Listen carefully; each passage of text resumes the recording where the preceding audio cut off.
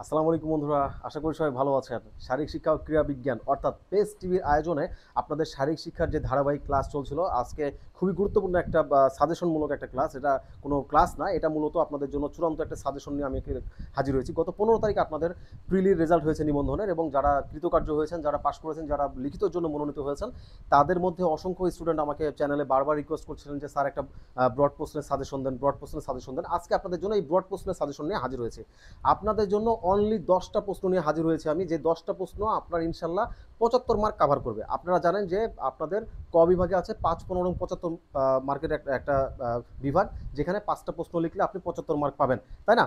এরপরে আপনাদের 5 মার্কের প্রশ্ন এবং সংক্ষিপ্ত প্রশ্ন আছে। তো আমি এর আগে আপনাদেরকে 100টা প্রশ্ন দিয়েছিলাম, 100টা প্রশ্ন উত্তর আপনাদেরকে বলেছিলাম যে খুবই গুরুত্বপূর্ণ।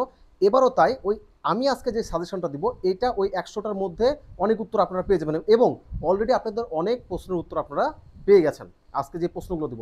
সুতরাং আমি আর কথা না বাড়িয়ে আজকে চলুন শুরু করি। আজকে প্রথম প্রশ্ন, শারীরিক শিক্ষা কাকে বলে?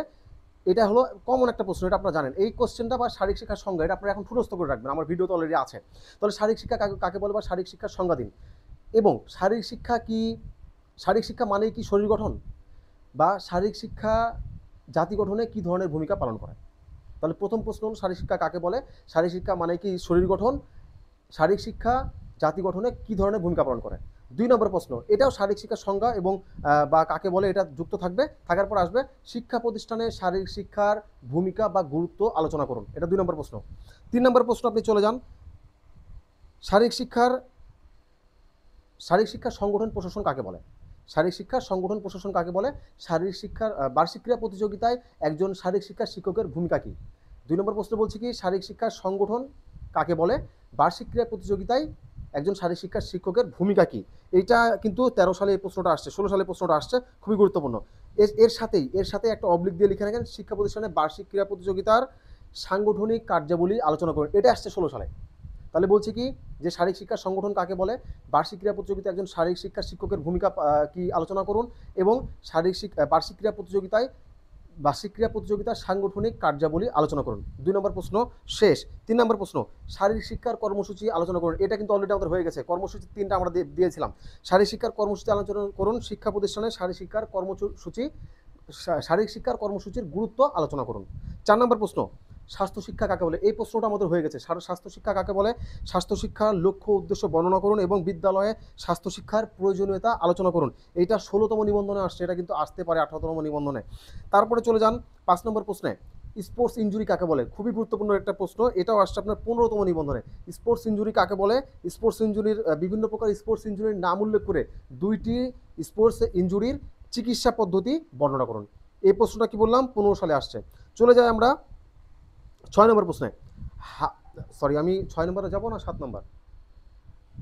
7 নম্বর প্রশ্ন, খেলাধুলার পরিচালনা পদ্ধতি কয়টি, বা খেলাধুলার পরিচালনা পদ্ধতি কাকে বলে, কয়টি, কি কি, এটাকে উল্লেখ করতে বলবে।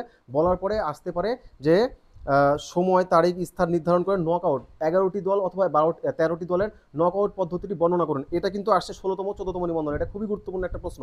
নকআউট পদ্ধতিটা গুরুত্বপূর্ণ, কারণ টেবুলার পদ্ধতি 17তমতে চলে আসছে, অর্থাৎ 18তমতে নকআউট পদ্ধতিটা খুবই গুরুত্বপূর্ণ। সেক্ষেত্রে আপনারা লিগ পদ্ধতিটাও আপনারা দেখে রাখতে পারেন। অর্থাৎ 7 নম্বর প্রশ্ন আমার হলো খেলাধুলা পরিচালনা পদ্ধতি সম্পর্কে, যেটাতে আপনাদেরকে বলছি আমি গুরুত্বপূর্ণ হলো নকআউট পদ্ধতি। 11টি দলের আসতে পারে, 13টি দলের আসতে পারে, যেটা প্রিভিয়াস কোশ্চেন আসছে সেটা আমি বলছি। এবং ফাইনালি 3টি প্রশ্ন আপনাদেরকে বলছি। 8 নম্বর প্রশ্ন হলো ট্র্যাকের আমি কোনো প্রশ্ন বলতেছি না, ট্র্যাক নিয়ে যেমন আপনাদের হলো 81 মিটার হলো যে এলপি নিয়ে 400 মিটার একটি ট্র্যাক অঙ্কন করতে বলতে পারে, এটা আসছে 16তমতে। এছাড়া 81 জায়গাতে 79 আসতে পারে, যেটা আসুক না, কারণ এটা আমরা যখন ক্লাস করবো তখন আমরা ভেঙে দেবো, ঠিক আছে।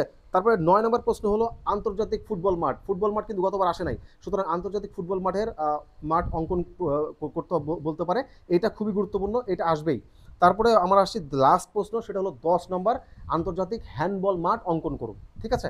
তো বলছি কি, যে আমরা এই যে 10টা আমি প্রশ্ন বললাম আপনাকে, এবং 10টার সাথে যে লেজুর প্রশ্নগুলো বললাম, এটা আপনাদেরকে সবই পড়তে হবে।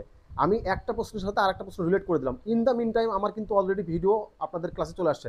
তবে আমি পরবর্তীতে এই যে 10টা প্রশ্ন বললাম, 10টা প্রশ্ন আপনাদের জন্য 10টা ক্লাসে আসবে, এবং সিরিয়ালে এক্ষেত্রে আপনারা বারবার ট্র্যাক মাঠ অঙ্কন বলতেছেন, আমি মাঠ অঙ্কন আর ট্র্যাকটা ঈদের পরে দেবো, কারণ আমার নিজের ব্যস্ততা আছে। আমি চেষ্টা করব আপনাদের এমন সময় ক্লাসগুলো দেওয়ার যেন আপনারা খুব সুন্দরভাবে সেটা মানে নিজের আয়ত্তে নিতে পারেন। কেননা ধরুন আপনাকে যদি আমি এখন ট্র্যাক করে দিই, আপনি এখন করে আবার সামনে ভুলে যাবেন। আমি চাই ট্র্যাক এবং মাঠের অঙ্কনগুলো আর কয়েকটা দিন পরে দিতে, যেন আপনি করার সাথে সাথে যে পরীক্ষার আগে যেন আপনার সুন্দর রিভাইজ হয়ে যায়। ঠিক আছে? সুতরাং এই যে 10টা প্রশ্ন আপনাদেরকে দিলাম সিরিয়ালে, এই 10টা প্রশ্ন আমার 10টা ক্লাস আসবে।